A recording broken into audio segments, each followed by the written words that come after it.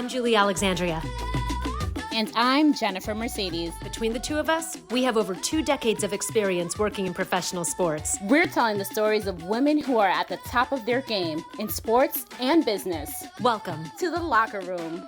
Kelly Laferriere is a veteran of the sports, entertainment, and media space with experience building brands for some of the most recognizable names, from ESPN to ABC Family and Six Flags, just to name a few.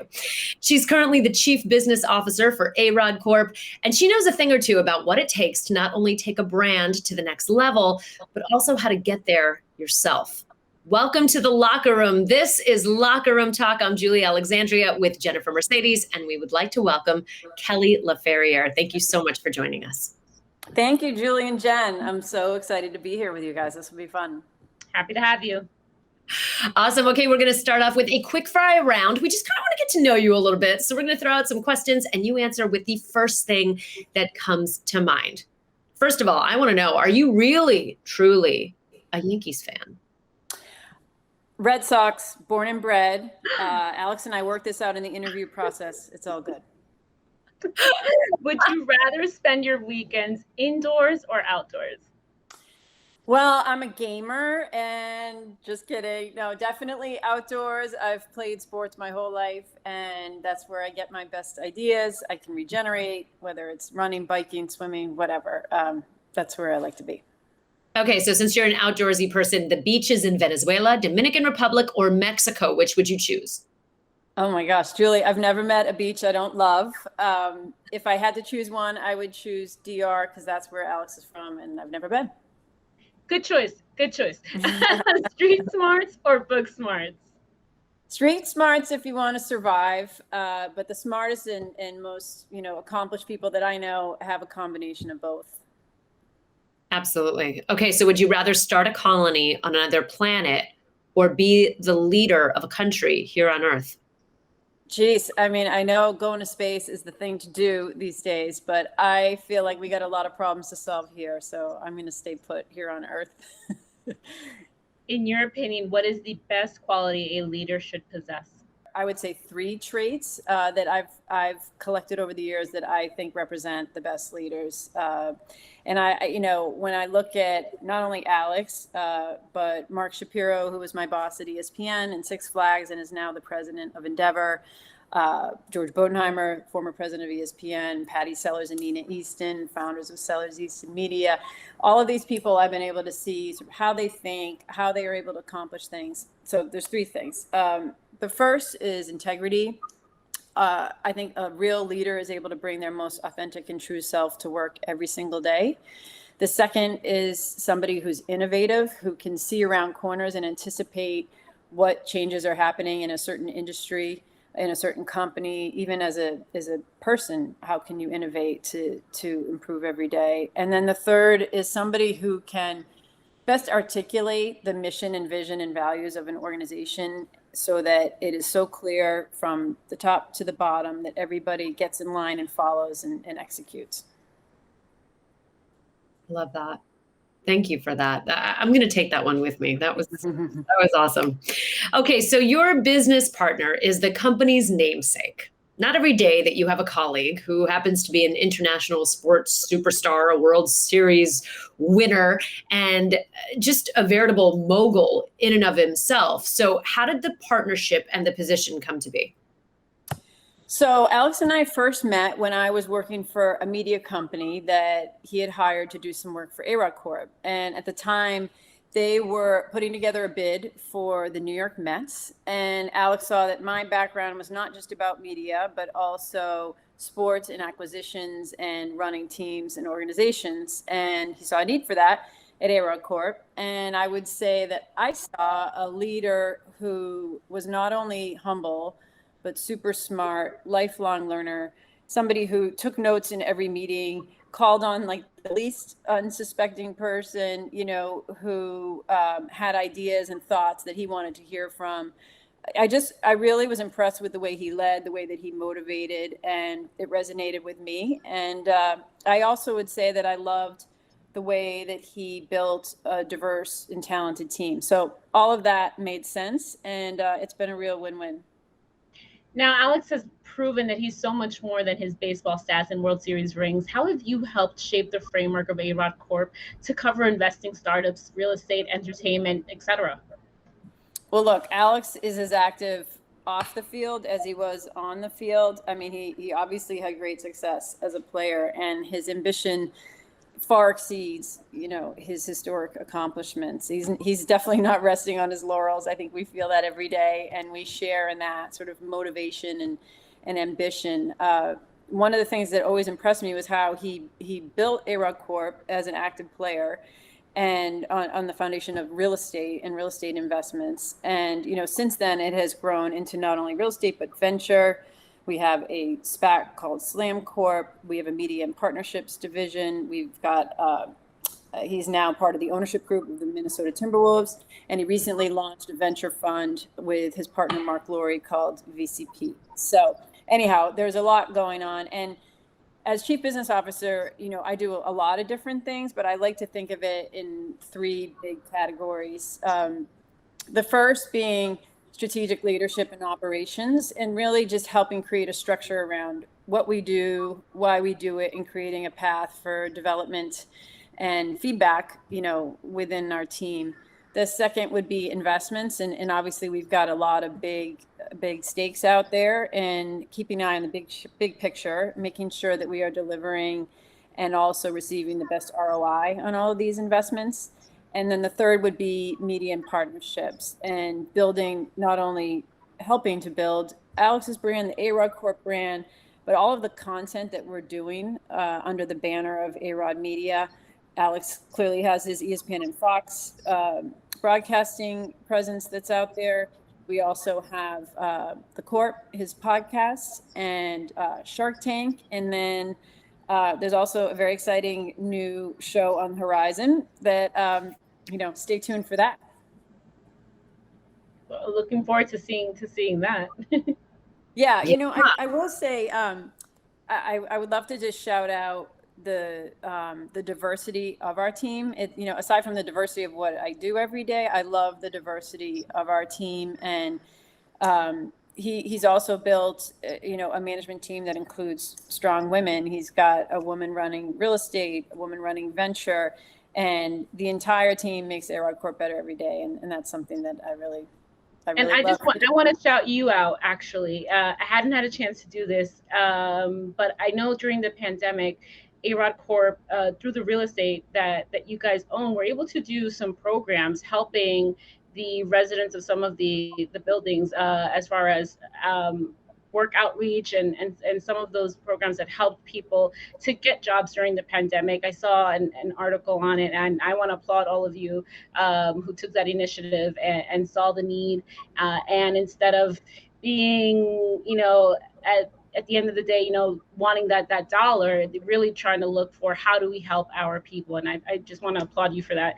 It wasn't going to be part of the conversation, but you talked about the real estate, and I just remembered that. So thank you for doing that, because it is important. No, I'm glad you mentioned it. And I want to shout out Erin Knight, who runs Monument Capital for Alex. That's one of the females I just mentioned. And that is all her. She's incredible and takes a lot of pride in giving back and the social impact piece of what we do at A-Rod Corp. So that is all Erin.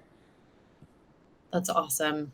And you personally are no stranger to the industry. It's an industry that's always evolving. I mean, I mentioned some of your accolades and the past places that you've worked, all big names.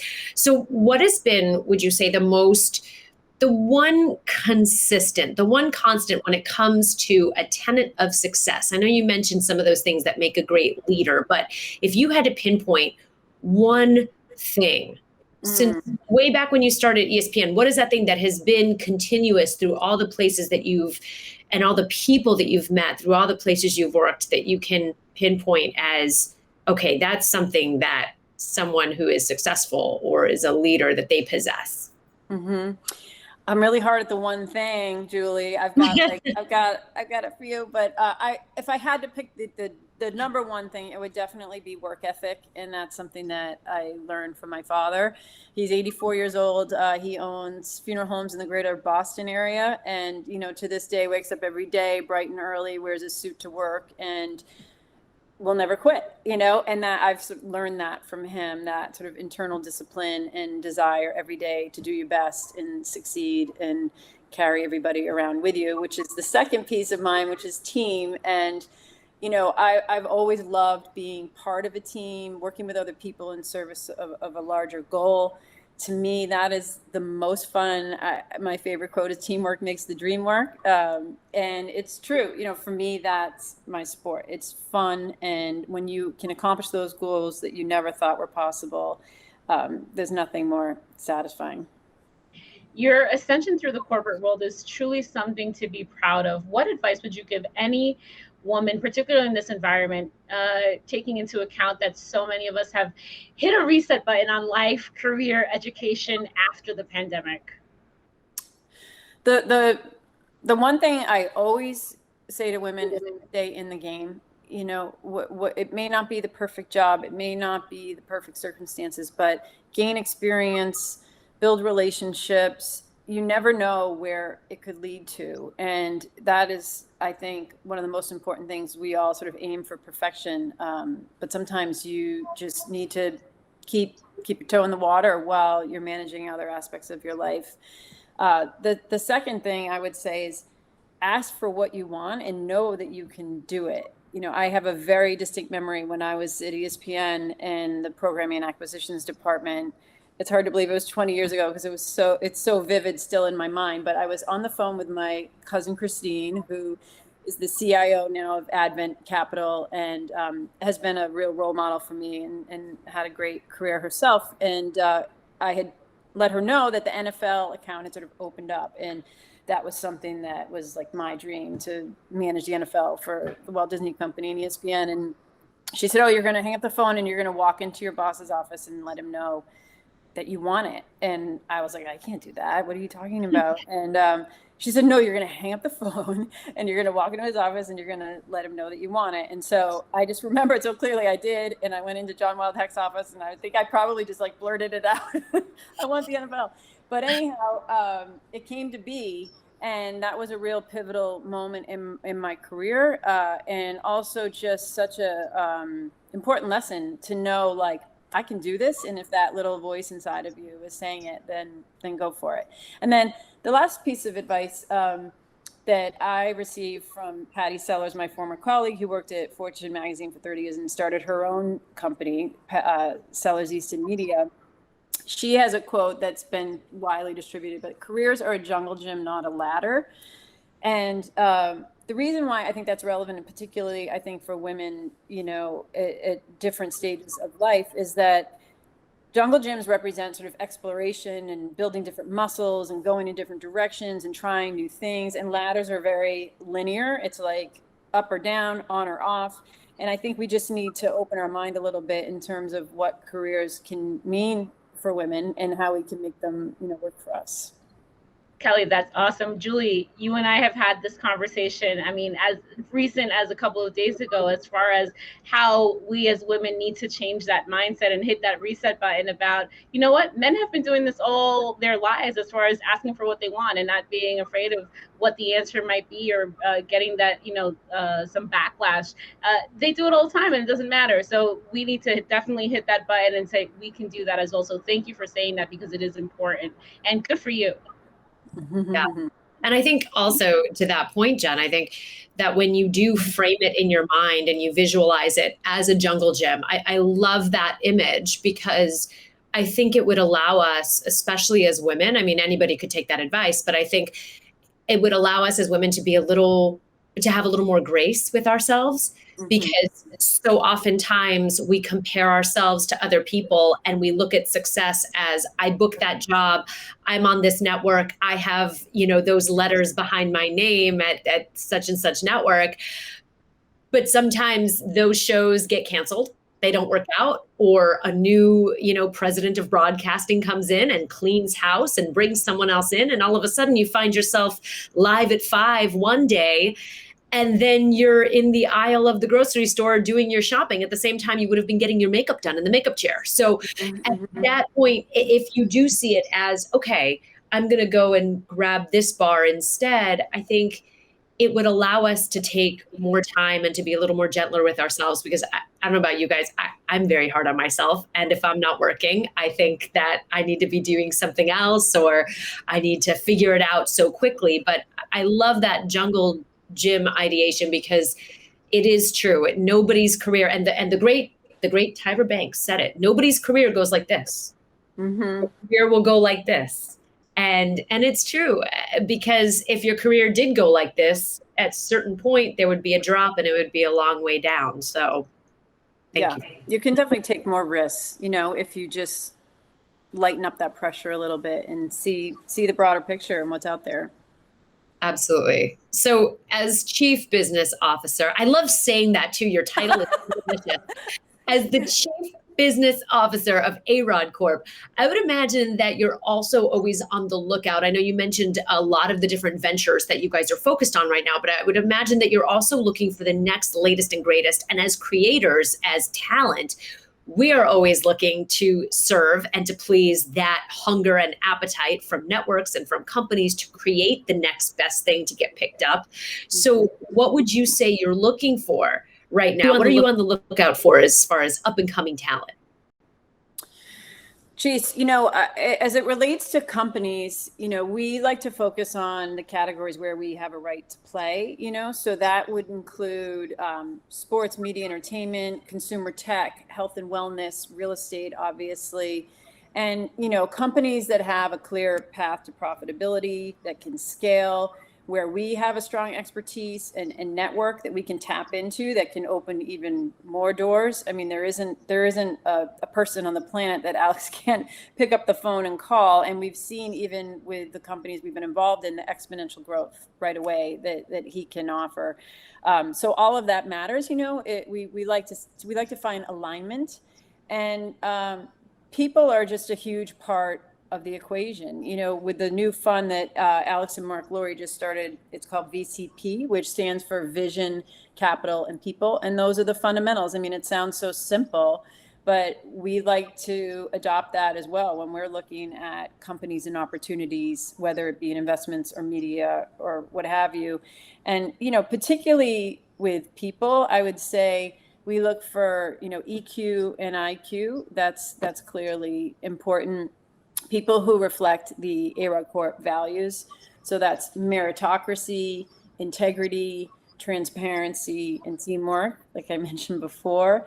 And then Alex really likes to say on a lot of our calls, we're missionaries, not mercenaries. And so we try to really just have much more purpose around what we're doing and how we can make an impact beyond just, going to work every day. Now, we want to highlight the partnership with A-Rod Corp and Presidente Beer and really elevating the brand here in the U.S. I recently saw a new Presidente spot, which featured Dominicans in the U.S. who are making an impact in communities. Will this be something we see more of? Yeah, we so value our partnership with Presidente. It's a fantastic group over at AB that we work with, and with Alex as the chairman. I mean, this is something that is important to us. And so the Be the Presidente shoot, I love that spot, first of all, but I went to the shoot and got to meet Jordan Lopez, baseball's favorite barber. And the barbershop, whoever scouted the location, landed the perfect place. And we couldn't have been more happy with, the way that came together. And, the social engagement, the response online has been really, really popular. It's been well received. And the things that we love the most about that spot and the effort that the Presidente team put behind it was to celebrate really the change makers, the Dominican change makers, and also those who are shattering stereotypes and, just making people sort of think differently or maybe not realizing who around them is making an impact in changing the game for other people. So we expect to see more of that from Presidente. We expect to embrace it and amplify it. We want to help them widen the audience while also really celebrating the Latinx community and culture. And that is something that's near and dear to all of us at A-Rod Corp, and especially Alex.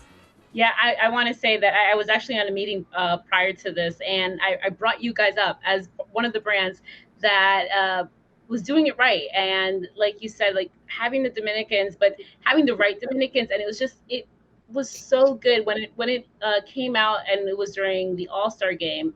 Mhm. Everyone was talking about it. I can't tell you the number of people that were coming up to me, and like, because we all know Jordan, and so we're like, oh my god, did you see it? Like, oh, how good is this? They got it so right. So kudos to everyone who was involved in that project. Presidente is a brand that is important to me as a Dominican, as a Dominican American. So seeing that and seeing people I know being reflected and highlighted in that ad was really, really important. So kudos to everyone who was involved. And I look forward to seeing more of those types of ads and campaigns, because it's not just about selling the brand, but it's about promoting the culture and who we are and breaking those stereotypes. So yes, congratulations on that. Well, Kelly, I know you've never been to the DR, as you said, but Jen, can we just give it up for what it's like to go into a bodega in the DR and grab an ice cold Presidente from the cooler and walk out onto the beach? It just hits different. It just hits different for sure. So I mean, Alex definitely needs to take you. I don't know what he's waiting for, but yes, I could take a couple of days off, head out to Samaná, Puerto Plata, Punta Cana, any of the beautiful, amazing beaches we have. Grab a Presidente, and I assure you, you will have the time of your life. Yes, it's on my list. I'm definitely going to make that happen. You can watch the kite surfers in Cabarete and just sip on your beer. It's awesome. Well, Perfect. Kelly Laferriere, thank you so, so much for joining us here on The Locker Room. Just absolute gold coins for anyone looking to break into the business. And just the one word I would just kind of surmise all of this would be just integrity. You bring so much integrity to what you do in all of the spaces. So thank you for sharing all of your experiences with us and all of the advice. We appreciate it so much. Thank you for joining us in The Locker Room. Thank you, Julie and Jen, and thank you for creating this platform for other women. And you know, it was a real privilege to be on here with you today. So I appreciate you having me. You do have to have a little bit of a thicker skin. You know, you don't want to be the person that goes crying about every situation, but there are still those boundaries that have to be respected. Can you take a joke? Yes, but should you take a joke at your sexuality's expense? Absolutely not.